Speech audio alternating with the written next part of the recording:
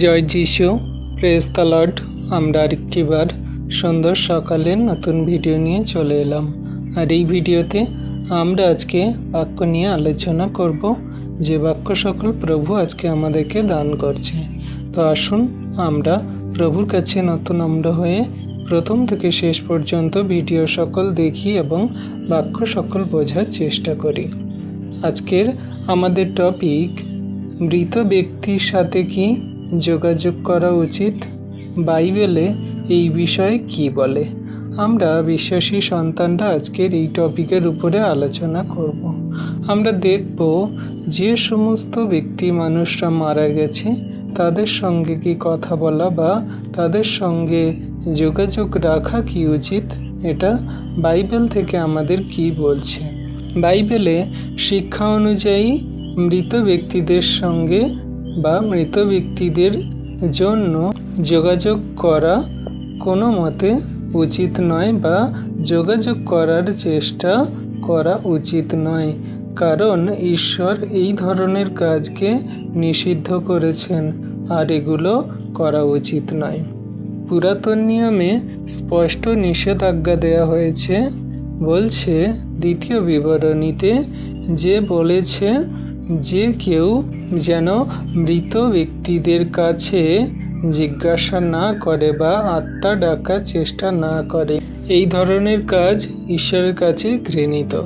বাইবেলে কঠোরভাবে নিষেধ দেওয়া হয়েছে বা বলা হয়েছে দ্বিতীয় বিবরণীতে, যে 18 অধ্যায়ের 9 থেকে 13 পদে এমন বলা হয়েছে, তোমার ঈশ্বর সদাপ্রভু তোমাকে যে দেশ দিচ্ছেন, যখন সেই দেশে আসবে তখন তুমি সেখানকার জাতিদের ঘৃণাহ কাজের মতো কাজ করতে শিখো না। তোমাদের মধ্যে যেন এমন কোনো লোক পাওয়া না যায় যে ছেলে বা মেয়েদের আগুনের মধ্যে দিয়ে নিয়ে যায়, কোনো জাদুকর, কোনো লোক যে মৃতদের সঙ্গে কথা বলে অথবা যে আত্মাদের সাথে কথা বলে, কারণ যারা এই সব করে সদাপ্রভু তাদের ঘৃণা করেন। আর সেই ঘৃণিত কাজের জন্য তোমার ঈশ্বর সদাপ্রভু তোমার সামনে থেকে তাদেরকে তাড়িয়ে দেবেন। তুমি নিজের ঈশ্বর সদাপ্রভুর উদ্দেশ্যে সিদ্ধ পবিত্র হও। আমেন। তাহলে এখানে দেখো স্পষ্টভাবেই কিন্তু বলা হয়েছে যে প্রভু আমাদেরকে বলছে, তোমরা এই ঘৃণাত অর্থাৎ এই ঘৃণিত কাজ সকল করো না, যেখানে কিনা সেই মৃত ব্যক্তি আত্মাদেরকে ডাকছে বা মৃত ব্যক্তিদের আত্মাদেরকে ডেকে তার সঙ্গে তোমরা পরামর্শ করছো, কথা বলছো বা তার কাছ থেকে অনেক কিছু বিষয় তোমরা জানতে চাইছো।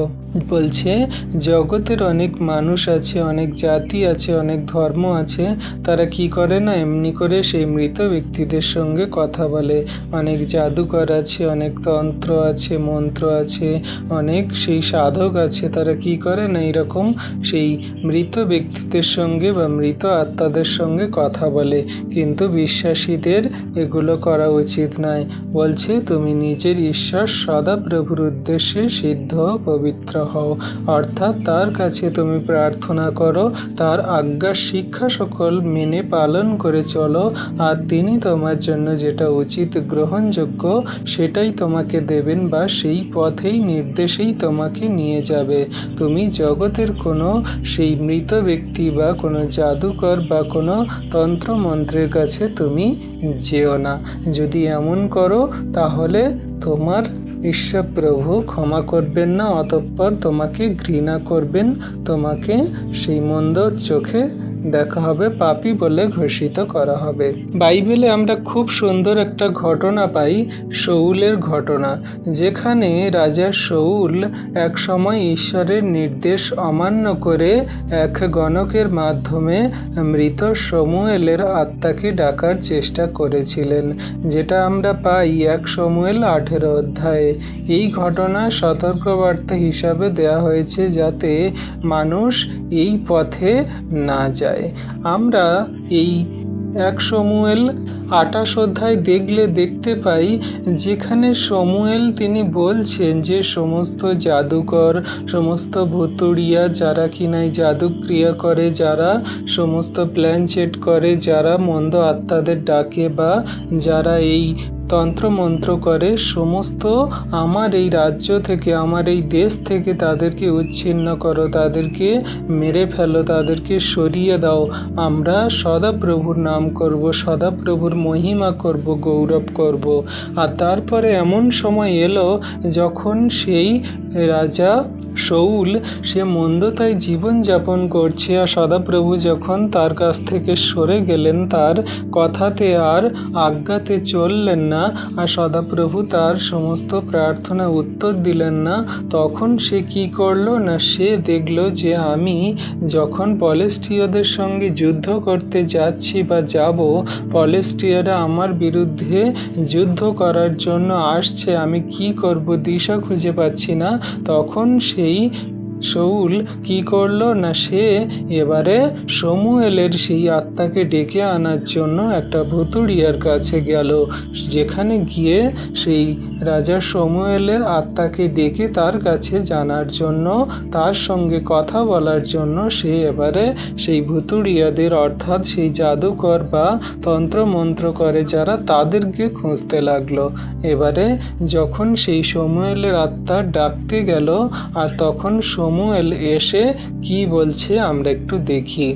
1 শমূয়েল 28 অধ্যায়ের 15-16 পদে এমন বলছে, পরে শমূয়েল শাউলকে বললেন, তুমি কি জন্য আমাকে উঠিয়ে কষ্ট দিলে? শাউল বললেন, আমি মহা সংকটে পড়েছি, পলেস্টীয়রা আমার বিরুদ্ধে যুদ্ধ করছে, ঈশ্বরও আমাকে ত্যাগ করেছেন, আমাকে আর উত্তর দেন না, ভাববাদীদের মধ্যেও না, স্বপ্ন দিয়েও না, অতএব আমার যা কর্তব্য তা আমাকে জানানোর জন্য আপনাকে ডাকলাম। শমূয়েল বললেন, যখন সদাপ্রভু তোমাকে ত্যাগ করে তোমার বিপক্ষ হয়েছেন, তখন আমাকে কেন জিজ্ঞাসা করো? তাহলে দেখো, এখানে আমরা সুন্দর রূপেই কিন্তু দেখতে পাচ্ছি, যেখানে সেই শমূয়েলের আত্মাকে শাউল ডাকছে, আর সেই শমূয়েল এসে শাউল বলছে যে তুমি আমাকে উঠিয়ে কেন কষ্ট দিচ্ছ? অর্থাৎ যে সমস্ত মৃত ব্যক্তিরা তারা মারা গেছে, তাদের আত্মাকে ডাকা হয় যখন, তারা কিন্তু কষ্ট পায়, তো তাদেরকে ডাকা কোনো মতে উচিত নয়, তাদের সঙ্গে কথা বলা কোনো মতে উচিত নয়। এগুলো করা মানে ঈশ্বরের বিরুদ্ধে যাওয়া, ঈশ্বরের আজ্ঞার বিরুদ্ধে আমাদের কার্য সকল করা। তো সে মৃত ব্যক্তিদের ডাকা মানে তাদের রীতিমতো কষ্ট দেয়া। তো যখন সেই শাউল তাকে ডাকলেন, আর সে বলছে যে তুমি কেন আমাকে ডাকলে, তখন বলছে পলেস্টীয়রা আমার বিরুদ্ধে যুদ্ধ করছে, আমি কি করব কিছু বুঝতে পারছি না, সদাপ্রভু আমাকে ত্যাগ করে চলে গেছে, আমার প্রার্থনায় উত্তর দেয় না, ভাববাদীর মধ্যে দিও না, স্বপ্নের মধ্যে দিও না, আমি কি করব কিছু বুঝতে পারছি না, সেই জন্য আপনাকে আমি ডাকলাম। তখন শমূয়েল এসে বলছে যে সদাপ্রভু আপনাকে ত্যাগ করেছে, তাহলে আমি কি? আমি তো সামান্য মানুষ মাত্র, আমি সদাপ্রভুর কথা মেনে চলি, তো সদাপ্রভু যখন তোমাকে ত্যাগ করেছ, তাহলে তুমি কেন আমাকে ডাকছো, আমাকে কেন জানতে চাইছো যে কি করব? তো এইরকমভাবে আমাদের জীবনেও হয়, যখন আমাদের কাছ থেকে ঈশ্বর প্রভু সরে যান, কোনো উত্তর দেন না, কোনো কিছু আমরা দিশা পথ খুঁজে পাই না, তখন আমরা কি করি না, সেই নানান রকম কবজ, তাবিজ, মাদুলি, তান্ত্রিক, ওঝা, নানান রকম সেই ভুতুড়িয়া, জাদুকর, মন্ত্রতন্ত্রের দিকে চলে যাই, যেখানে ঈশ্বর প্রভু আমাদের কোনো কথার উত্তর দেন না, সেখানে আমরা মন্দতার দিকে চলে যাই। তাহলে আমাদের সর্বদা সেই জগতের মন্দতার দিকে না গিয়ে প্রভুর কাছে আমাদের প্রার্থনা করা উচিত, আর তাকেই সন্তুষ্ট করার জন্য, তার বাক্য আজ্ঞার শিক্ষা সকলকে পালন করে চলার জন্য আমাদের কার্য করা উচিত। তো এমনি করে প্রভু আমাদের বাক্য দ্বারা বলছে। মৃতদের অবস্থা, এখানে জীবিতরা জানে যে তারা মরবে, কিন্তু মৃতরা কিছুই জানে না। তাই আমাদের সর্বদা প্রভুর কাছে সেই প্রার্থনা করা উচিত যে মৃত ব্যক্তিদের কাছে নয়, কিন্তু প্রভুর কাছে প্রার্থনা করা উচিত। উপদেশক 9 অধ্যায়ের 5 পদে বলে, জীবিতেরা জানে যে তারা মরবে, কিন্তু মৃতেরা কিছুই জানে না। তাই মৃতদের কাছে কোনো কিছু জানা বা কোনো কিছু জিজ্ঞাসা করা উচিত নয়, এটা ঈশ্বরের বিরুদ্ধে। আবার লুক 16 অধ্যায়ের 19 থেকে 31 পদেও খুব সুন্দরভাবে সেই ধনী ব্যক্তির বিষয়ে বলা হয়েছে। যে ধনী ব্যক্তির সেই উপমা আমরা দেখেছি, একজন ধনী ব্যক্তি ছিল, সে সুন্দর সুন্দর জামা কাপড় পরতো, সে সুন্দর সুন্দর খাবার দাবার খেত, সে সুখে আনন্দে জীবনযাপন করত। আর তার উঠোনে আর তার সেই বাড়ির কাছে একজন লাজার থাকতো, একজন সেই গরিব, একজন সেই ভিখারি লাজার থাকতো।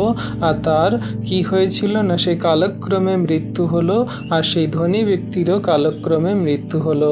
যখন সেই ধনী ব্যক্তি সেই মৃত্যু হলো, আর সে কোথায় গেল না, সে একটা যাতনা পাচ্ছে একটা নির্ধারিত জায়গায়। আর সেই মৃত লাজার যে মরে গেল, সেই গরিব লাজার মরে গেল, সে গিয়ে আব্রাহামের কোলে বসলো, অর্থাৎ সুখে আনন্দে শান্তিতে আছে। তাহলে এখান থেকে আমরা বুঝতে পারছি যে মৃত ব্যক্তিদের যে সমস্ত অবস্থা হয় সে কেমনভাবে হয়, সেখানে একটা উপমা দেয়া হয়েছে। আর যখন সেই ধনী ব্যক্তি বলছিল যে আপনি আমাকে লাজারকে পাঠিয়ে দিন, যাতে সে জল এনে আঙুলের ডগায় করে জল এনে আমাকে দেয়, আমার তৃষ্ণা মেটে, অর্থাৎ তার যাতনা হচ্ছিল, কষ্ট হচ্ছিল।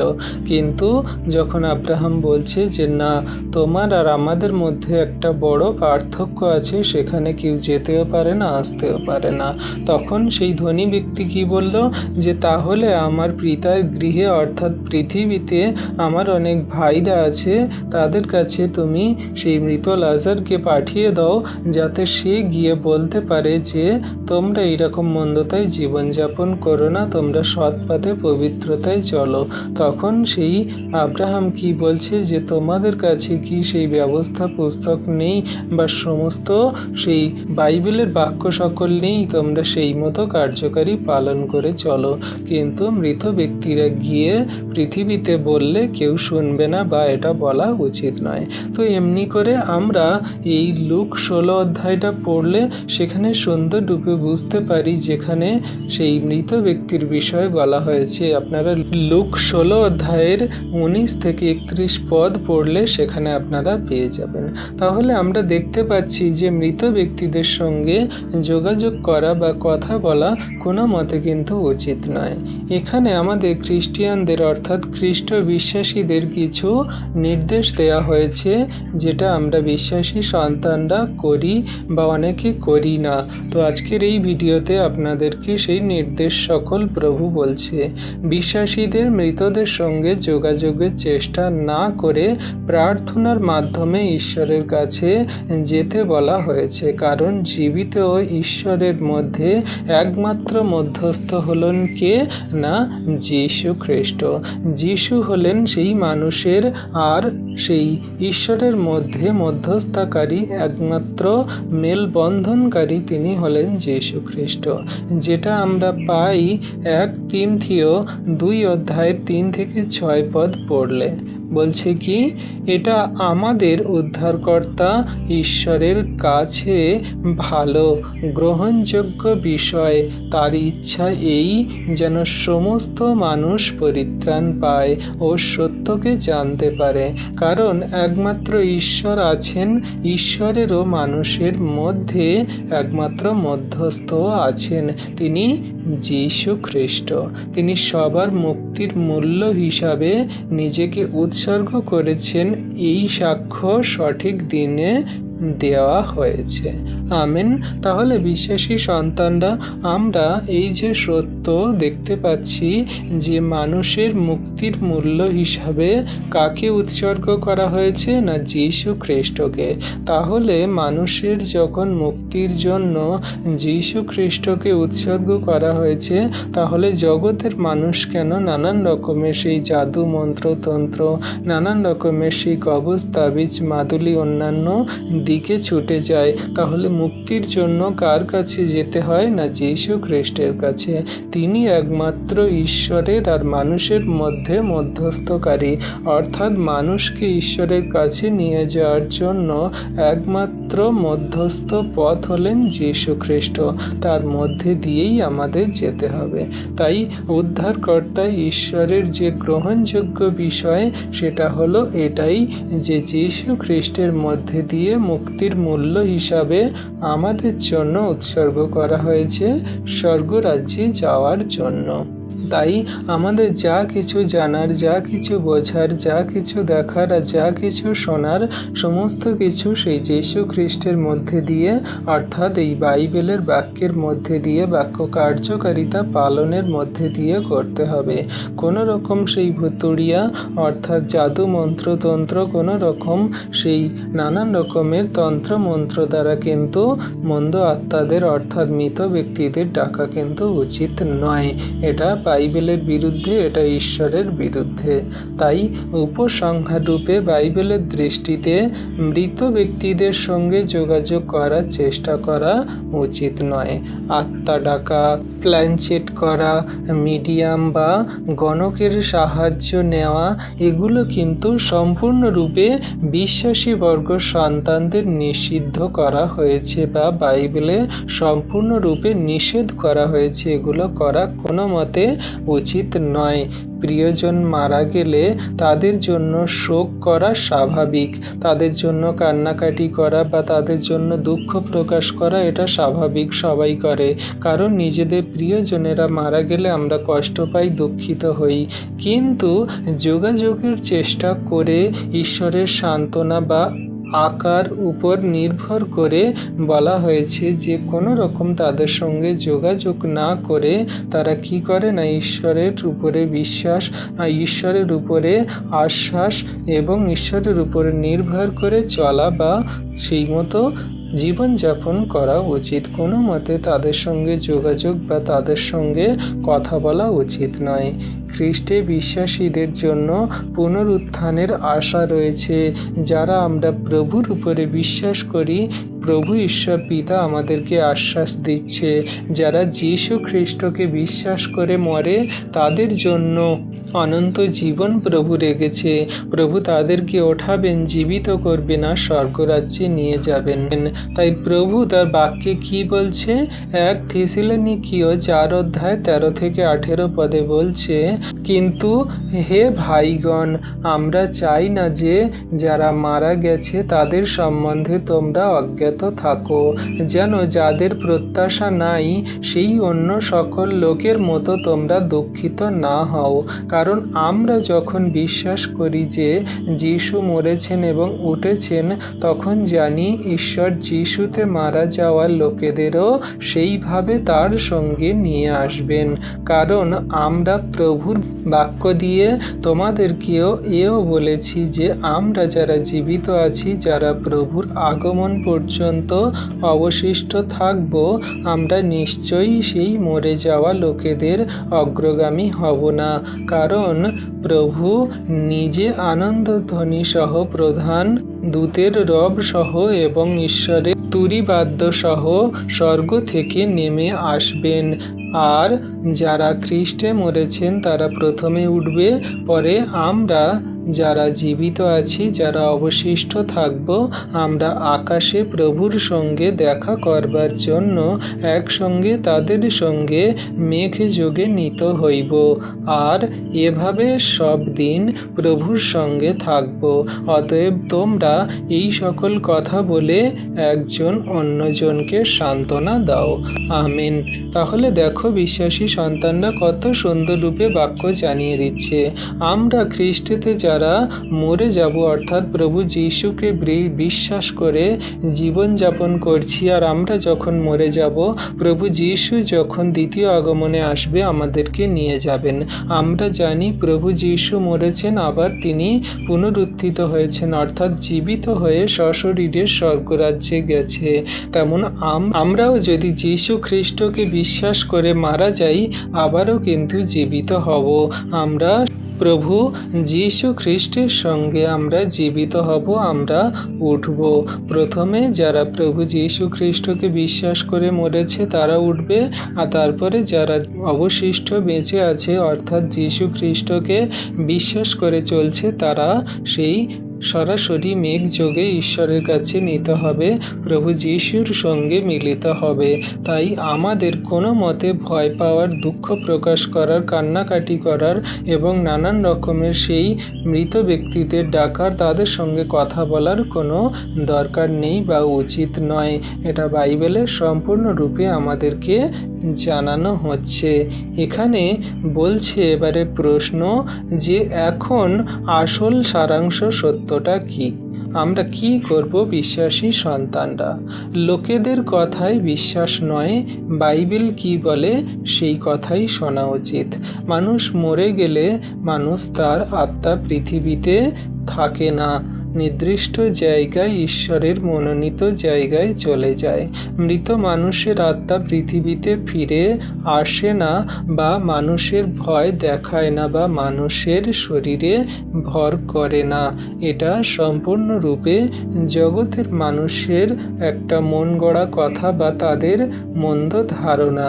সে হয় ঈশ্বরের কাছে, না হয় বিচারের অপেক্ষায় থাকে। অর্থাৎ ভূত মৃত মানুষের আত্মাকে ডাকলে যে সাড়া দেয় সে কিন্তু মৃতদের আত্মা নয়, সেটি হলো মন্দদের আত্মা। কিন্তু মৃতদের আত্মা ডাকা নিষেধ। যারা সাড়া দেয় তারা সাধারণত দুষ্ট আত্মা, মন্দ আত্মা, যাকে বাইবেলে লুসিফার বলে বা লুসিফারের সেই দূতগণের কথা বলে। ভূত অর্থাৎ শয়তানের আত্মা ক্ষতি করতে পারে। মানুষের ক্ষতি করার ক্ষমতা দুষ্ট আত্মার আছে, কিন্তু বিশ্বাসীর উপরে ক্ষতি করতে পারে না, কারণ ঈশ্বর তার সন্তানদের রক্ষা করেন। তাই বাইবেলের দৃষ্টিতে ভয় পাওয়ার মতো আসল ভূত হলো দুষ্ট আত্মা, মন্দ আত্মা অর্থাৎ লুসিফার। কোনো জগতের সেই মৃত ব্যক্তি বা আমাদের প্রিয়জনেরা যারা মরে যায়, যেমন সেই দাদু, দিদা, বাবা, মা বা ভাই বোনের মধ্যে যে কেউ মারা যায় প্রিয়জনেরা, সেই রকম কোনো ব্যক্তি আমাদের শরীরে বা কোনো মানুষের শরীরে প্রবেশ করতে পারে না বা কোনো রকম ভয়ভীতি দেখায় না। মানুষ মরে গেলে আমাদের কোনো কিছুই হয় না। আমরা যারা যিশুর উপরে বিশ্বাস করি তারা মরলেও একা নয়, মৃত্যুও আমাদের ঈশ্বরের প্রেম থেকে আলাদা করতে পারবে না। কারণ বাক্য আমাদেরকে বলছে, রোমিও 8:38-39 পদে কি বলছে? কারণ আমি নিশ্চয় জানি যে কি মৃত্যু, কি জীবন, কি দূতগণ, কি আধিপত্য সকল, কি বর্তমান বিষয়, কি ভবিষ্যতের বিষয়, কি পরাক্রম, কি উচ্চ জায়গা, কি গভীরতা, এমনকি অন্য কোনো সৃষ্টির জিনিস কোনো কিছুই আমাদের প্রভু যীশু খ্রিস্টতে ঈশ্বরের ভালোবাসা থেকে আমাদের আলাদা করতে পারে না। তাহলে দেখো বিশ্বাসী সন্তানরা, আমরা আমাদের প্রিয়জনদেরকে হারাই, আমাদের ঈশ্বর প্রভুর থেকে প্রেম কেউ আলাদা করতে পারে না। আমাদের প্রিয়জনেরা মারা গেছে, আমরা সান্ত্বনা পাওয়ার জন্য প্রভুর কাছে প্রার্থনা করি, বা যে সমস্ত আমাদের প্রিয়জনেরা মারা গেছে তাদের জন্য আমরা শোক প্রকাশ করি, কিন্তু কোনো মতে নিরাশা না হই। তারা যারা মারা গেছে তারা প্রভুর চরণতলে যাবে, যারা বিশ্বাসী, যারা প্রভুর আজ্ঞা শিক্ষা সকল প্রভুর শিক্ষা সকল আজ্ঞা সকল পালন করেছে, তাই কোনো মতে নিরাশা হওয়া উচিত নয়। আমাদের তাহলে বিশ্বাসী সন্তানদের কি বাইবেলে বলছে যে কোনো মতে মৃত ব্যক্তিদের সঙ্গে যোগাযোগ করা উচিত নয়। এটা বাইবেল থেকে সম্পূর্ণরূপে নিষিদ্ধ বা নিষেধাজ্ঞা দেওয়া হয়েছে। বাইবেল কঠোরভাবে আমাদেরকে জানিয়ে দিয়েছে মৃত ব্যক্তি প্রিয়জনদের সঙ্গে জাদুক্রিয়া, মন্ত্রতন্ত্র বা কবজ তাবিজ, মাদুলিওয়ালা যে সমস্ত তন্ত্রমন্ত্র আছে, জাদুকর আছে, তাদের কাছে কোনো মতে যাওয়া উচিত নয়। তাহলে বিশ্বাসী সন্তানরা আশা করি আমরা বাক্য সকল সবাই বুঝতে পেরেছি। তো আসুন বিশ্বাসী সন্তানরা এই বাক্য সকল আমরা হৃদয়ে ধরি, কার্যকারী পালন করে চলি, যেন কোনো মতে শয়তান দিয়াবল মন্দতা আমাদের বাক্য চুরি না করে নেয়, আর আমরা জগতের মানুষের মতন সেই ঘৃণিত কার্য ঈশ্বরের বিরুদ্ধে না যাই। ঈশ্বর প্রভু আপন বাক্যে সকলকে আশীর্বাদ করুন। আমেন।